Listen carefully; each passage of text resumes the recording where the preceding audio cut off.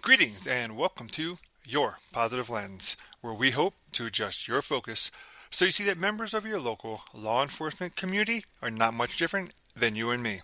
I'm your host, Scott T., and this is episode 12, Highway Patrol Answers the Call. In this episode, we will be sharing how a member of the Highway Patrol displays genuine compassion for an accident victim and how an officer applying superior skill to aid a gunshot victim led to her being the recipient of a very special award. Let's get started. Many times we have talked about how police officers go above and beyond the call of duty, oftentimes from the shadows, not drawing attention to themselves, but to purely provide for the citizens they serve. We heard about this in each of the interviews we conducted in 2024, officers going out of their way to help citizens on their own dime without a call for recognition. Last week, the West Monroe Police Department in West Monroe, Louisiana, shared an email they received about Officer Dylan Malone. The email reads, quote, "I am writing this email to express my sincerest appreciation for Officer Dylan Malone. On Sunday around 3:40, he took the time to change my 17-year-old's flat tire in the rain. He kept my girl safe and my mind at ease, plus the bonus of saving me at least $100 in roadside assistance. I just wanted to let you know and pass on my appreciation." End quote. Now I know you may be wondering why we often report these stories about officers providing roadside assistance. But the reality of it is this. This happens more often than you would think. And we believe these stories are important reminders of some actions that officers take on a daily basis to assist ordinary citizens. Just imagine how you might feel if you were stranded alone with a flat tire on the side of an unknown road, during a winter storm, or in the middle of a night with no streetlights. I am certain you would greatly appreciate the generosity of Officer Malone. Thank you, Officer Dylan Malone of the West Monroe Police Department. Your continued effort to go above and beyond to assist the citizens you serve is strongly valued and appreciated. Have you ever been in a single car accident, left disoriented, and not quite sure what was going on or where help was going to come from? I can tell you from personal experience, it is not a great feeling. I had an accident on I-95 in South Carolina at 2 a.m. where I had, let's just say, an all too close encounter with a tree. While my story is remarkable and the first responders were absolutely amazing, this is not about my story, but I can tell you it certainly resonated with me. In late November, the weekend before Thanksgiving, Charlotte Howard's brother was driving from Oklahoma to her home in Arkansas. But as the night got later and her brother had not arrived yet, she had a feeling that many of us had felt before. She became worried.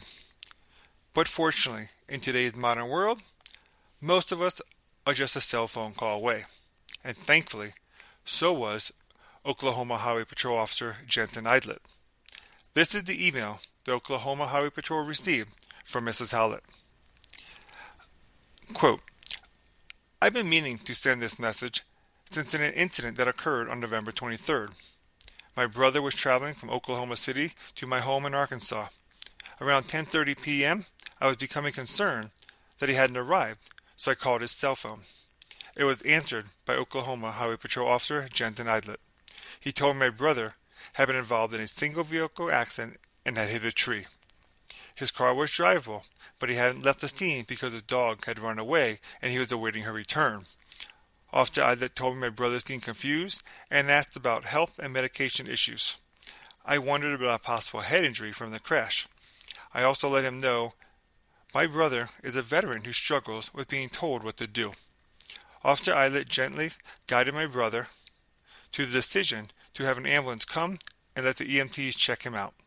I immediately began the 4-hour drive to the Henrietta Hospital to meet up with my brother. Officer Eidlet stayed in contact with me and didn't leave until my brother was checked in at the emergency room. When I arrived at the hospital at 3 a.m., I found my brother was doing well and had been treated for shock and dehydration and was ready to be released. This wonderful and caring officer also called me the next day to check on my brother's condition. I was very pleased to let him know that my son and I were able to safely deliver him and his car back to Oklahoma City, and that when we went to pick up his car parked on the shoulder of I-40, we found his dog. I was so appreciative of Officer Ida's professional and extremely compassionate attitude while dealing with my brother.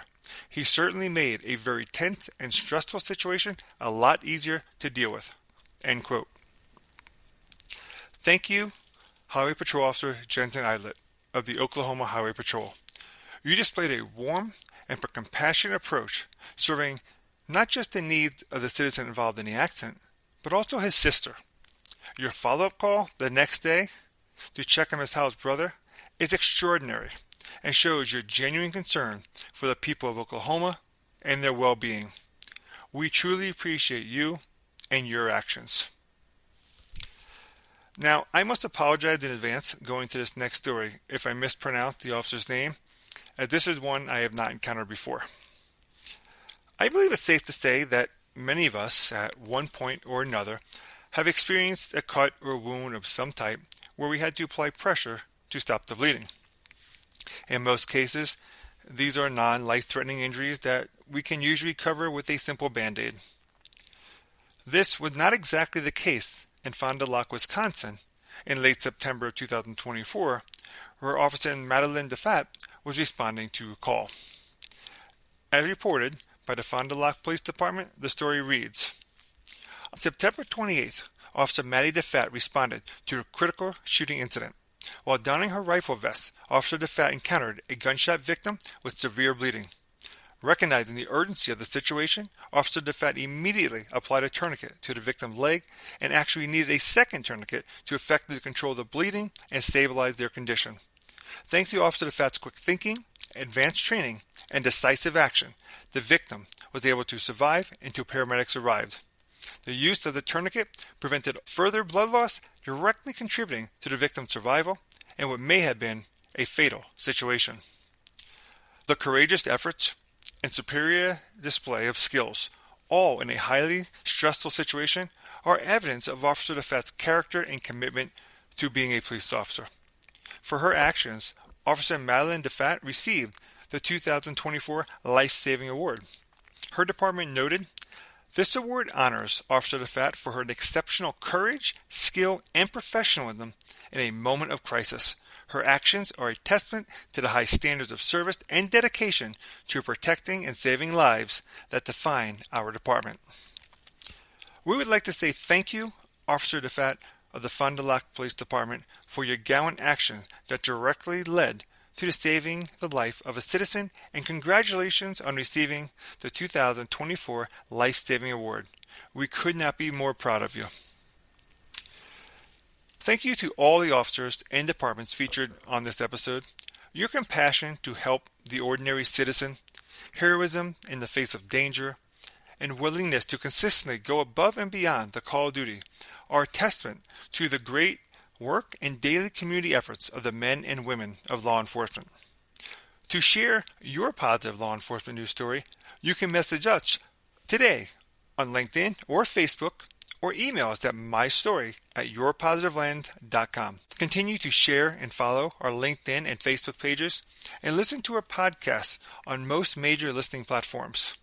Remember, you can always find places that will share negative law enforcement news stories, but here at Your Positive Lens, you will only find your positive law enforcement news stories.